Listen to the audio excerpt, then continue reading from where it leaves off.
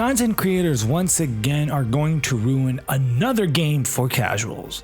The unemployed are about to make Arc Raiders unplayable. A loot farming experience, one of the core loops of this game, got significantly nerfed, and a lot of us barely or not at all enjoyed that aspect before it was completely taken away.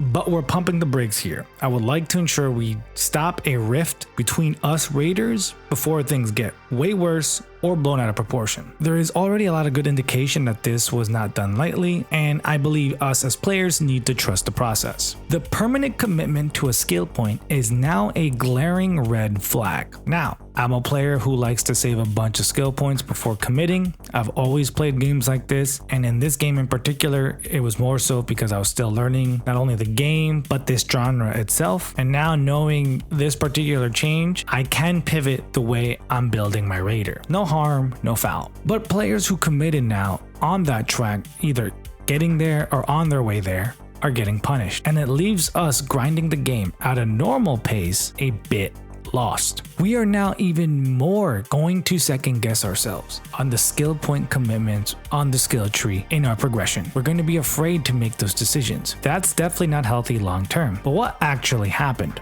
Essentially, there was this farming trick, not really a perk, that you would get if you progress the survival tree, and it was a good way to get really good loot. And lots of players, mainly the unemployed and specifically content creators, were taking advantage of this. Now that it's nerfed, all of us playing normally, sinking normal amount of time into the game, will never be able to experience that. And that feels pretty bad. I really can't say otherwise. Now, am I going to burn things to the ground?